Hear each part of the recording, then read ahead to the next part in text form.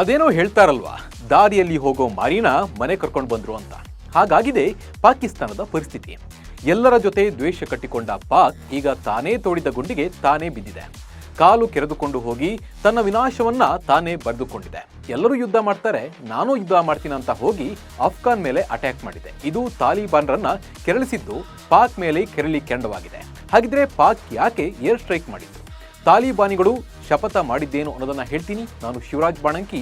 ನೀವು ಸುದ್ದಿಯಾನದ ಸಬ್ಸ್ಕ್ರೈಬರ್ ಆಗೋದನ್ನ ಮರಿಬೇಡಿ. ಪಾಕಿಸ್ತಾನ ಇರಲಾರದೆ ಇರುವೆ ಬಿಟ್ಕೊಂಡಿದೆ. ತನ್ನ ಕೈಯಲ್ಲಿ ಏನಾಗುತ್ತೆ ಅದನ್ನು ಮಾತ್ರ ಮಾಡಬೇಕು.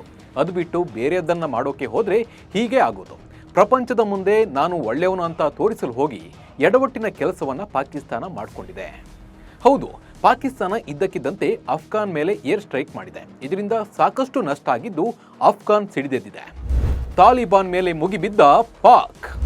ಅಫ್ಘಾನಿಸ್ತಾನದ ಬರ್ಮಾಲ್ ಜಿಲ್ಲೆಯ 7 ಗ್ರಾಮದ ಮೇಲೆ ಪಾಕಿಸ್ತಾನ ಸರಣಿ ವೈಮಾನಿಕ ದಾಳಿಯನ್ನು ನಡೆಸಿದ್ದು, ದಾಳಿಯಲ್ಲಿ ಮಕ್ಕಳು ಸೇರಿದಂತೆ 15ಕ್ಕೂ ಹೆಚ್ಚು ಜನರು ಸಾವಿಗೀಡಾಗಿದ್ದಾರೆ. ಈ ಪೈಕಿ ಒಂದೇ ಕುಟುಂಬದ 5 ಕೂಡ ಮೃತಪಟ್ಟಿದ್ದಾರೆ. ಸಾವಿನ ಸಂಖ್ಯೆ ಮತ್ತಷ್ಟು ಹೆಚ್ಚಾಗುವ ಸಾಧ್ಯತೆ ಕೂಡ ಇದೆ. ಡಿಸೆಂಬರ್ 24ರ ರಾತ್ರಿ ಅಫ್ಘಾನಿಸ್ತಾನದ ಲಮನ್ ಸೇರಿದಂತೆ 7 ಗ್ರಾಮಗಳ ಗುರಿಯಾಗಿಸಿಕೊಂಡು ಪಾಕಿಸ್ತಾನ ವಾಯುಸೇನೆ ದಾಳಿ ನಡೆಸಿದೆ. ಪಾಕಿಸ್ತಾನದ ಫೈಟರ್ ಜೆಟ್ಗಳು ಈ ಬಾಂಬ್ ದಾಳಿ ನಡೆಸಿವೆ ಎಂದು ತಾಲಿಬಾನ್ ಹೇಳಿದೆ. ಗ್ರಾಮಕ್ಕೆ ಗ್ರಾಮವೇ ಸಂಪೂರ್ಣ ನಾಶ.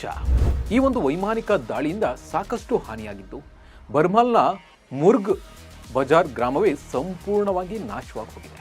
ಪಾಕಿಸ್ತಾನದ ವೈಮಾನಿಕ ದಾಳಿಯ ನಂತರ ಈ ಪ್ರದೇಶದಲ್ಲಿ ಉದ್ವಿಗ್ನತೆ ಮತ್ತಷ್ಟು ಹೆಚ್ಚಾಗಿದ್ದು, ಈ ದಾಳಿಯಲ್ಲಿ ತಾಲಿಬಾನ್ ತರಬೇತಿ ಶಿಬಿರವನ್ನ ಧ್ವಂಸಗೊಳಿಸಲಾಗಿದೆ ಮತ್ತು ಅನೇಕ ಭಯೋತ್ಪಾದಕರನ್ನ ಹತರಾಗಿದ್ದಾರೆ ಅಂತ ಹೇಳಲಾಗ್ತಾ ಇದೆ.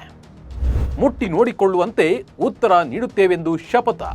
ಇನ್ನು ಪಾಕಿಸ್ತಾನ ದಾಳಿಯನ್ನ ತೀವ್ರವಾಗಿ ಖಂಡಿಸಿರುವ ತಾಲಿಬಾನ್ ಆಡಳಿತ ಪಾಕಿಸ್ತಾನಕ್ಕೆ ಶೀಘ್ರದಲ್ಲೇ ಮುಟ್ಟಿ ನೋಡಿಕೊಳ್ಳುವಂತಹ ಉತ್ತರ ನೀಡ್ತೇವೆ ಎಂದು ಕಿಡಿಕಾರಿದೆ.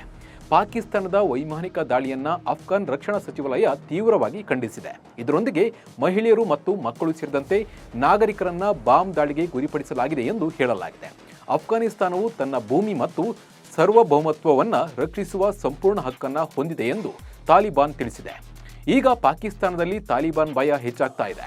ಇದಕ್ಕೂ ಮುನ್ನ ಅಫ್ಘಾನಿಸ್ತಾನದಲ್ಲಿ ಪಾಕಿಸ್ತಾನ ವೈಮಾನಿಕ ದಾಳಿ ನಡೆಸಿತ್ತು. ಮಾರ್ಚ್ ನಂತರ ತಾಲಿಬಾನ್ ನೆಲೆಗಳ ಮೇಲೆ ಪಾಕಿಸ್ತಾನದ 2ನೇ ದಾಳಿ ಇದಾಗಿದೆ. ಅಂತಾರಾಷ್ಟ್ರೀಯ ಕಾನೂನುಗಳ ಉಲ್ಲಂಘನೆ ಮತ್ತು ಕ್ರೂರ ಕೃತ್ಯ ಎಂದು ತಾಲಿಬಾನ್ ಸ್ಪಷ್ಟವಾಗಿ ಹೇಳಿದೆ.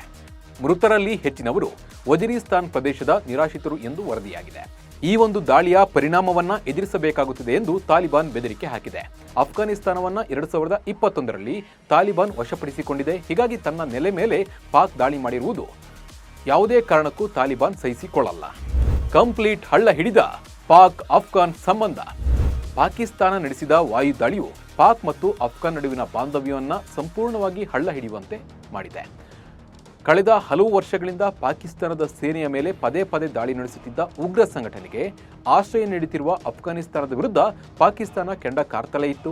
ತನ್ನ ಸೈನಿಕರ ಮೇಲಿನ ದಾಳಿಗೆ ಪ್ರತಿಯಾಗಿ ವಾಯು ದಾಳಿ ನಡೆಸಲಾಗಿದೆ ಎನ್ನಲಾಗ್ತಿದೆ. ಆದರೆ ಪಾಕಿಸ್ತಾನದ ಈ ಆರೋಪವನ್ನು ತಳ್ಳಿ ಹಾಕಿರುವ ಅಫ್ಘಾನ್ ತಾಲಿಬಾನ್ ಪಾಕಿಸ್ತಾನ ನಡೆಸಿರುವ ದಾಳಿಯಿಂದ ಬಲಿಯಾಗಿದ್ದು ಸಾರ್ವಜನಿಕರೇ ಹೊರತು ಭಯೋತ್ಪಾದಕರು ಅಲ್ಲ ಎಂದು ಗುಡುಗಿದೆ. ಹೀಗಾಗಿ ತಾಲಿಬಾನ್ ಪಾಕಿಸ್ತಾನ ಮುಟ್ಟಿ ನೋಡಿಕೊಳ್ಳುವಂತಹ ದಾಳಿ ಮಾಡುವುದು ಪಕ್ಕ. ಪಾಕಿಸ್ತಾನದ ವಿರುದ್ಧ ಅಫ್ಘಾನ್ ಪ್ರತೀಕಾರದ ಪ್ರತಿಜ್ಞೆ ಮಾಡುತ್ತಿದ್ದಂತೆ ಪಾಕ್ಗೆ ತಾಲಿಬಾನ್ ಭಯ ಶುರುವಾಗಿದೆ. ಪಾಕ್ ಸರ್ವನಾಶ ಆಗುತ್ತಾ ಅನ್ನೋ ಬಗ್ಗೆ ಇಡೀ ಜಗತ್ತು ಕೂಡ ಚರ್ಚೆ ಮಾಡ್ತಾ ಇದೆ. ಭಾರತದ ಶತ್ರು ರಾಷ್ಟ್ರವಾದ ಪಾಕಿಸ್ತಾನ ಪಂಚರ್ ಆಗೋದು ಪಕ್ಕ ಅನ್ನೋ ಮಾತು ಕೂಡ ಕೇಳಿ ಬರ್ತಾ ಇದ್ದು, ಮತ್ತೊಂದು ಯುದ್ಧಕ್ಕೆ ಇದು ನಾಂದಿ ಹಾಡುತ್ತಾ ಅನ್ನೋ ಚರ್ಚೆ ಈಗ ಪ್ರಪಂಚದಲ್ಲಿ ನಡೀತಾ ಇದೆ. ನಿಮಗೆ ಈ ಒಂದು ಯುದ್ಧದ ಬಗ್ಗೆ ಅಥವಾ ಈ ಒಂದು ದಾಳಿ ನಡೆಸಿದ್ರ ಬಗ್ಗೆ ನಿಮ್ಮ ಅನಿಸಿಕೆ ಅಭಿಪ್ರಾಯವನ್ನು ಕಮೆಂಟ್ ಮೂಲಕ ನಮಗೆ ತಿಳಿಸಿ. ನಮಸ್ಕಾರ.